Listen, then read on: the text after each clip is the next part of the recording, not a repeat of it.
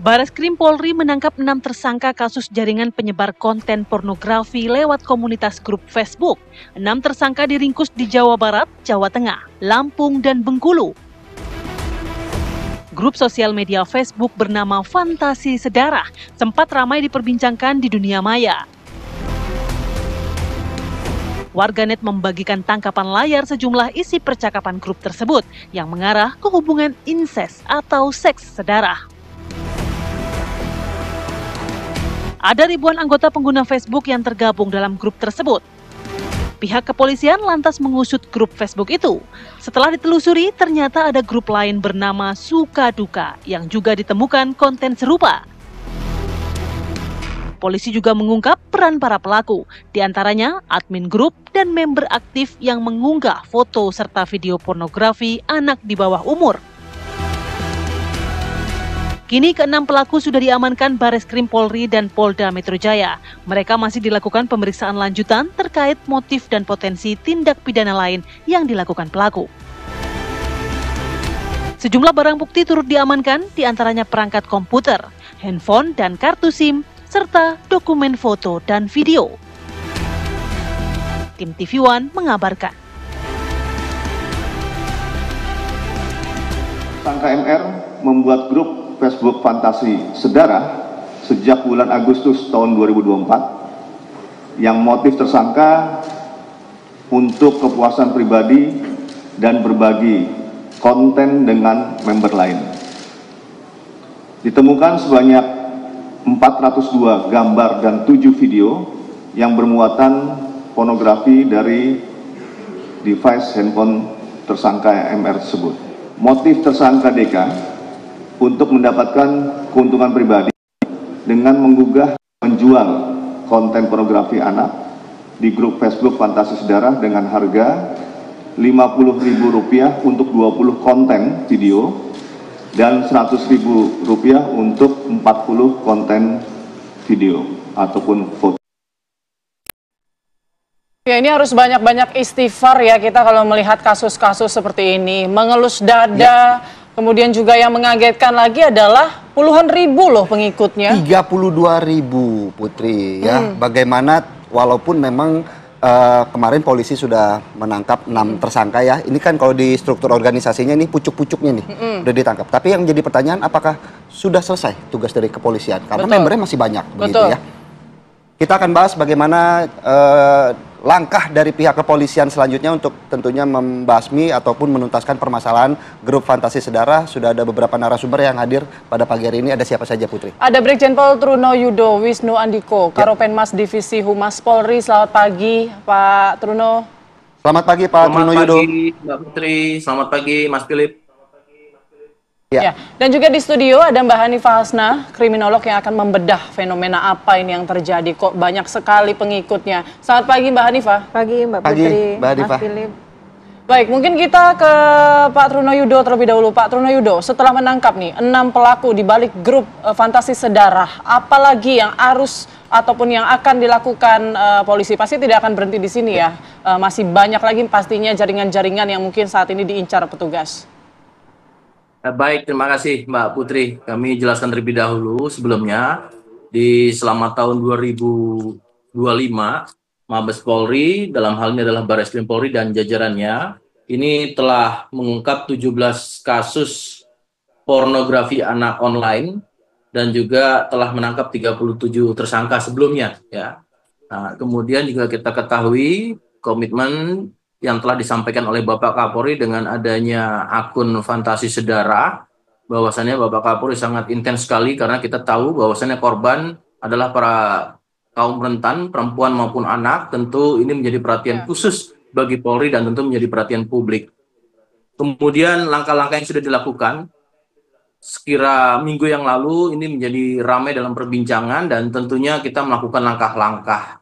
Karena ini dunia digital, dengan melalui satu platform di FB, tentu ketika perbincangan ini mulai ramai, ada beberapa hal yang pertama kali langsung kita lakukan langkah-langkah. Yang pertama adalah berkoordinasi tentunya antara internal kami, baik itu di Polda Metro Jaya oleh Reserse Siber Polda Metro Jaya, kemudian Barreskrim Polri adalah Direktur Tindak Pidana Siber, dan kemudian PPA, Direktur PPA dan PPO. Nah, tentunya langkah secara komprehensif ini, karena tadi melibatkan kaum rentan, perempuan dan anak, ini dilakukan secara khusus maupun secara komprehensif. Kemudian, kemarin sudah disampaikan pada press conference terkait dengan pengungkapan ini, namun tidak terhenti di situ tadi pertanyaan Mbak Putri. Yang pertama, yang dilakukan adalah melibatkan Direktorat PPA dan PPO tadi kami sampaikan, Perlindungan Perempuan dan Anak. Dan ini adalah merupakan langkah secara komprehensif. Kita tidak bisa melihat pada satu posisi kasus awal dengan adanya akun tersebut, tetapi juga langkah selanjutnya kita perlu memperhatikan korban. Bagaimana merecovery para korban, dan harapannya ini juga mampu membangun struktur sosial, perhatian sosial kepada keluarga korban dan juga terutama para korban. Ini juga langkah-langkah yang perlu diperhatikan. Namun demikian kami sudah menetapkan 6 tersangka, di mana dalam pengembangannya Barreskrim Polri juga telah menemukan ada salah satu akun lagi selain dari Fantasi Sedarah, yaitu ada namanya akun Sukaduka. Namun sejauh ini yang perlu kita perhatikan untuk tindak lanjutnya adalah bagaimana ini tidak terulang kembali, dan kedua, untuk korban kaum rentan baik perempuan maupun anak ini dapat recovery dan dilakukan langkah-langkah secara komprehensif dan kolaboratif. Begitu Mbak Putri. Baik Pak Trunoyodo, kami juga penasaran Pak, kok dalam kasus grup Fantasi Sedarah ini seolah-olah polisi kecolongan karena kalau kita lihat membernya sudah mencapai 32.000 member Pak. Apakah ketika grup ini mulai menjamur pihak kepolisian belum bisa mengendus grup Fantasi Sedarah ini Pak Trunoyodo? Iya, perlu kami jelaskan Mas Philip.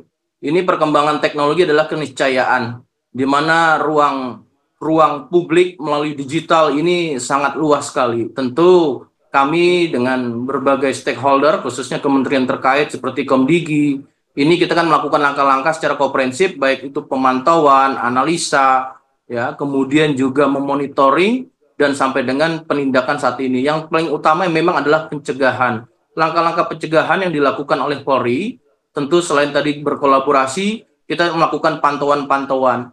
Memang perkembangan ini ada sisi positif dan ada sisi negatif, dan tentu kita ini adalah kepedulian, dan terima kasih ini merupakan suatu partisipasi dari semua elemen masyarakat sehingga ini menjadi perhatian publik, dan kemudian artinya kita juga langsung melakukan langkah-langkah proaktif bersama dengan stakeholder dan komprehensif yang dilakukan oleh Polri. Bapak Kapolri langsung memerintahkan adanya pelibatan Direktorat PPA atau Perlindungan Perempuan dan Anak, dan tentu langkah-langkah secara komprehensif dengan stakeholder ini dilakukan, Mas. Oke, Pak Trunoyodo, Anda sampaikan tadi ada akun Fantasi Sedarah dan Sukaduka. Nah, ini dua akun yang berbeda atau sebetulnya akun Fantasi Sedarah ini yang kemudian berganti nama? Terus juga yang diamankan barang buktinya kan ada 3 akun Facebook ya Pak? Satunya lagi akun apa Pak?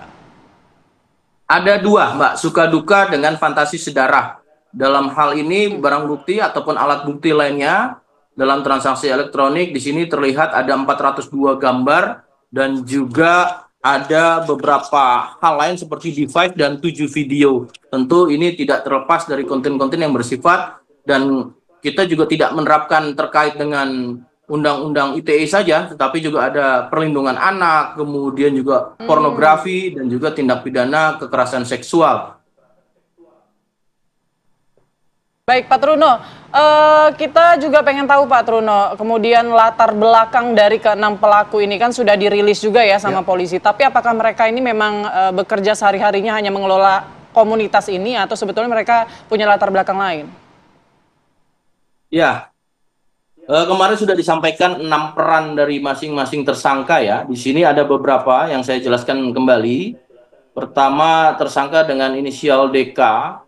Ini memiliki akun Facebook yang bergabung di dalam grup di Fantasi Sedarah ini dengan nama Alessa Buffon dan Ranta Talisha. Dan kemudian ini juga tersangka perannya merupakan member juga kontributor aktif di dalam grup Facebook Fantasi Sedarah ini.